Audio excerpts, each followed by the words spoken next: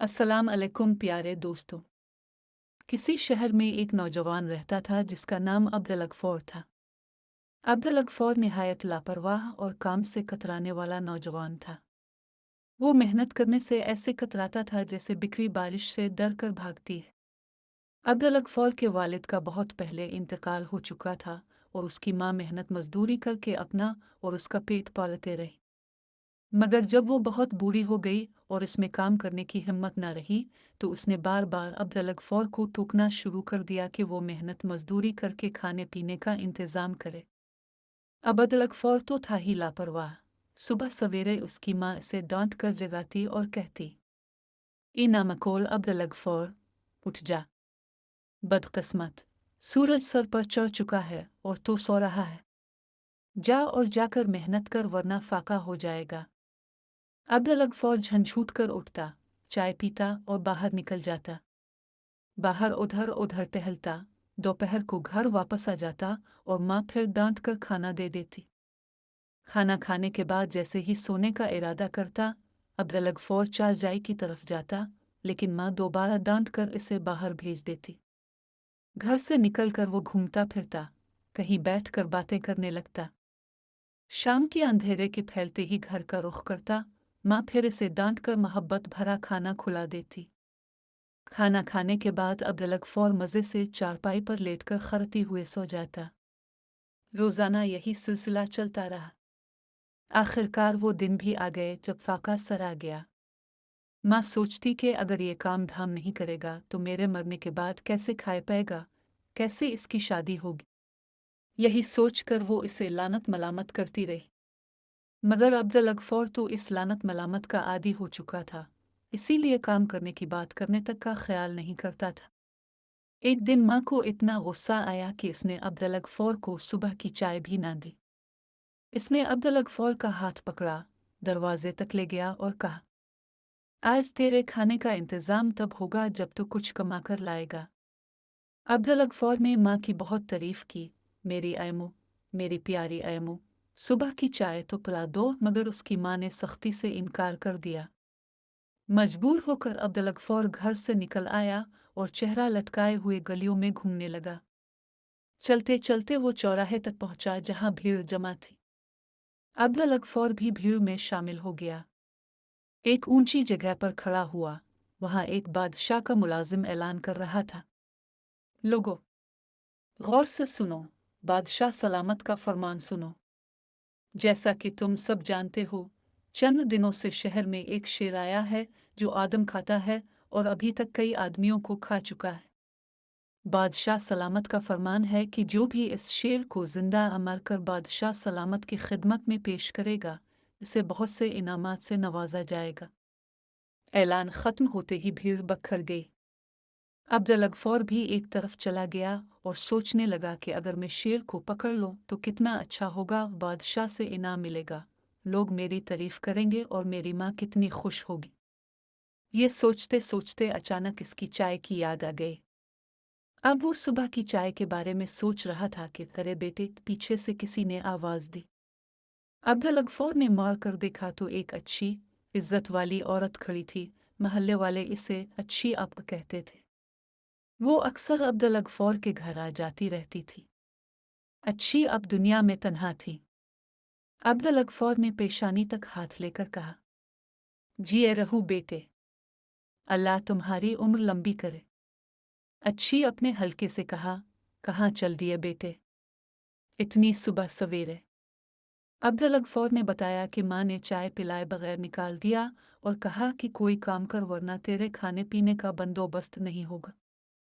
अच्छी अपने अफसोस जाहिर किया, "चिल्लू बेटे, मेरे घर आओ, मैं तुम्हें चाय पिलाऊंगी और 2 रुपए भी दूंगी, बस तुम मेरा एक काम करना होगा।"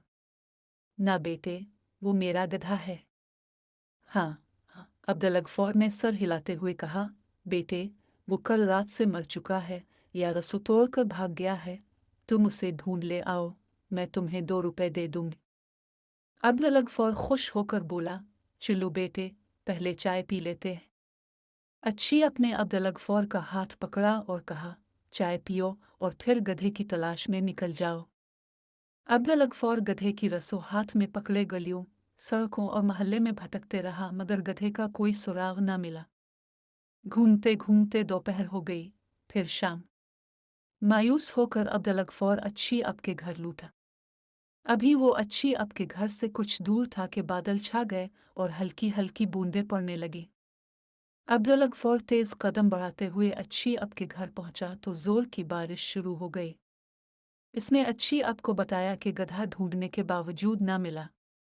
यह सुनकर अच्छी अब गधे को डांटने लगे क्योंकि बारिश शदीद थी, इसीलिए अब्दुलगफौर वहीं रुका।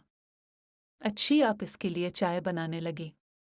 अच्छी आपका मकान कच्चा था और ऊपर केपड़ फेरी हुई थी। बारिश की वजह से केपड़ जगह जगह से टपक रही थी। अब्दुलगफौर ने कहा, अब एक शेर भी तो आज गया है, कई आदमियों को खा गया है, सुबह ऐलान हो रहा था। अच्छी आपने कहा, अरे बेटे, लानत भेज शेर पर, मैं ना शेर से डरती हूँ ना हाथी से, मुझे तो इस कमबख्त टपक से डर लगता है। सारी चीज़ों का नुकसान हो जाता है। अब्दुलगफौर ने अच्छी अब की बात से हाँ में हाँ मिलाई। ये भी अजीब इत्तेफाक हुआ कि इसी वक्त जब अच्छी अब और अब्दुलगफौर गुफ्तगू कर रहे थे, वो खतरनाक आदमखोर शेर बारिश से बचने के लिए अच्छी अब के कच्चे मकान की दीवार के साए में खड़ा था, क्योंकि मकान कच्चा था और दीवारों में जगह जगह सुराख थे। शेर ने उनकी गुफ्तगू के एक एक लफ्ज़ को गौर से सुना और सोचने लगा, ये टपक क्या चीज़ है जो मुझसे भी ज़्यादा ख़तरनाक है। औरत और मर्द दोनों उसे बुरा भला कह रहे हैं और औरत तो कह रही है कि हाथी शेर से भी नहीं डरता, बस टपक से डरता है। शायद ये टपक कोई बहुत ही ख़तरनाक मखलूक है। जैसे ही बारिश रुकी, शेर जंगल की तरफ चला गया। अब्दुलगफौर भी घर जाने के लिए उठा। अच्छी अपने कहा, बेटे, एक बार और किनारों से नज़र मार के आना, शायद वो नामकोल वहाँ घास चरा रहा हो, मैं देख लूंगी। अब्दुलगफौर ने गधे की रस्सों हाथ में पकड़ी और कहा, चलो, मैं जंगल की तरफ चला जाता हूँ। शाम का अंधेरा फैल चुका था। अब्दुलगफौर आंखें चमकते हुए आगे बढ़ रहा था कि अचानक इसकी नज़र एक चीज़ पर पड़ी। वो दरअसल शेर था जो एक दरख्त के नीचे खड़ा था। अंधेरे की वजह से शेर ने उसे गधा समझ लिया था।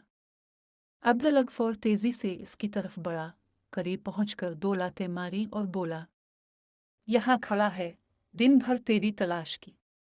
कमबख्त, अगर थोड़ी देर पहले मिल जाता तो बूढ़ी मुझे 2 रुपए दे देती। शेर अचानक आने वाली इस मुसीबत से घबरा गया और उसका ध्यान टपक की तरफ चला गया, क्योंकि पहले ही वो टपक से डरा हुआ था। अब्दुलगफौर ने रस्सों का फिंदे बनाकर शेर के गिले में डाल दिया, फिर 2 लातें उसकी पीठ पर मारी और उसे अपनी तरफ खींचने लगा। शेर समझ गया कि उसे टपक ने पकड़ लिया है, क्योंकि वो पहले ही टपक से डरा हुआ था, इसलिए खामोशी से अब्दुलगफौर के पीछे चलने लगा। घर पहुंचकर अब्दुलगफौर ने अच्छी अब से गधे के गाम होने से लेकर उसके मिलने तक की कहानी अपनी माँ को सुनाई और ये भी बताया कि सुबह से मजदूरी के 2 रुपए मिल जाएंगे। माँ खुश होकर पूछने लगी, गधा कहाँ है?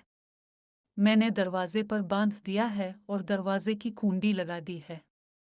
अब्दुलगफौर ने डटकर खाना खाया और सोने के लिए लेट गया। सुबह जब आसमान पर सूरज की लाली नमूदार हुई और चिड़ियों की चहचहाहट से रात की खामोशी टूटने लगी तो शेर ने एक अंगड़ाई और जोर से देवरा। अब्दुलगफौर बेखबरी से सो रहा था। देओर सुनकर वो उछल पड़ा और चारपाई पर नजरें गड़बड़ हो गई। माँ उठकर दौड़ती हुई कमरे में घुस गई और दरवाज़ा अंदर से बंद कर लिया। अब्दुलगफौर समझ गया कि घर में शेर दाखिल हो गया है। वो छलांग मारकर माँ की चारपाई पर गया, वहां से दीवार पर चढ़कर केपल पर बैठ गया और डर के मारे कांपने लगा। इसी वक्त बादशाह के कुछ सिपाही गली से गुजर रहे थे। उन्होंने समझा कि शेर इस घर में मौजूद है। एक सिपाही ने दरवाजे की झरी से झांका तो शेर रस्सों से बांधा हुआ नजर आया। इसने अपने साथियों को बताया कि इस घर के मालिक ने शेर को पकड़कर रस्सों से बांध लिया है। सिपाही दौड़ दौड़ कर बादशाह के पास गए। बादशाह ने फौरन लोहे के कटहरे का इंतजाम करने का हुक्म दिया और इस बहादुर आदमी को भी साथ लाने का हुक्म दिया जिसने शेर को जिंदा पकड़ लिया था। सिपाही कटहरा लेकर आए, दरवाज़ा तोड़ दिया गया और किसी न किसी तरह शेर को कटहरे में बंद कर लिया गया। जैसे ही खबर पहुंची कि शेर को कटहरे मैं बंद कर लिया गया है। अब्दुलगफौर फौरन छलांग लगाकर नीचे आकर आया और अपनी माँ को समझा दिया कि किसी को ये राज न पता चले कि मैं गधे के धोखे में शेर को पकड़ लाया था। यूं उसकी बात मान ली गई। बादशाह की तरफ से अब्दुलगफौर को एक शानदार सजी संवारी घोड़ा गाड़ी में बिठाया गया। जब अब्दुलगफौर बादशाह के महल की तरफ रवाना हुआ तो महल्ले के लोग इसे हैरत से देख रहे थे। इनके ख्वाबों में भी ये बात न थी कि ऐसा लापरवाह नौजवान इतना बड़ा काम अंजाम देगा। अब्दुलगफौर घोड़ा गाड़ी में बैठा हुआ गर्दन अकड़ाई हुए और आंखें टेढ़ी किए महल्ले वालों को देख रहा था। बादशाह भी हैरत ज़दा था कि एक नौजवान ने ऐसा बेपरवाह काम कर दिखाया जो अब तक उसकी फौज भी ना कर सकी थी। बादशाह बार बार अब्दुलगफौर की पीठ थोपकर उसकी तारीफ करता रहा। अब्दुलगफौर को उसकी बहादुरी के औज पर 5,000 सोने की अशरफियाँ, 2 उम्दा किस्म के घोड़े, 20 नौकर चाकर और रहाइश के लिए एक शानदार मकान बादशाह की जानिब से मिल गया। अब्दुलगफौर और उसकी माँ की तकदीर बदल गई। आगे पीछे नौकर चाकर, उम्दा उम्दा खाने पीने और ऐशो इशरत। अब्दुलगफौर जो पहले कतराने वाला था अब दुगना कतराने लगा। सुबह 10 बजे सोकर उठता, नौकर मुंह हाथ धोकर 11:30 बजे नाश्ता करता, घर से निकलता तो घोड़ा गाड़ी तैयार मलती। घोड़ा गाड़ी में बैठकर वो बादशाह के दरबार में जाता। बादशाह उसकी बहुत इज्जत करता और इससे बहुत से मशवरे लेता। फिर वो घर लौट आता और बाकी दिन लापरवाही की हालत में गुजरता। अब दरबार में अब्दुलगफौर बादशाह का पसंदीदा और अहम आदमी था। ये बात बादशाह के वजीर और दूसरे मुलाजमीन को नापसंद थी। वो अब्दुलगफौर से हसद करते और उसकी लापरवाही को बुनियाद बनाकर इसे टटू कहते थे। दिन यूं ही गुजरते रहे कि एक दिन बादशाह को इत्तला मिली कि पड़ोसी मुल्क का बादशाह उसके मुल्क पर हमला करने का मंसूबा बना रहा है। यह खबर सुनते ही बादशाह फिक्रमंद हो गया और दरबार बिठाकर मशवरे करने लगा। आदेर अब्दुलगफौर से जले बैठे वजीर और अफसरान ने आपस में खिचड़ी पकाने लगे कि कैसे इस मामले में अब्दुलगफौर को फंसाया जाए। रोज़ाना साजिशें बनती और फैलती रहीं। आखिरकार एक दिन वजीर के जहन में एक तदबीर आए। उसने खुश होकर अपने साथियों से कहा, देखो कैसे इस अब्दुलगफौर टटू का सफाया होगा, सारी बहादुरी निकल जाएगी।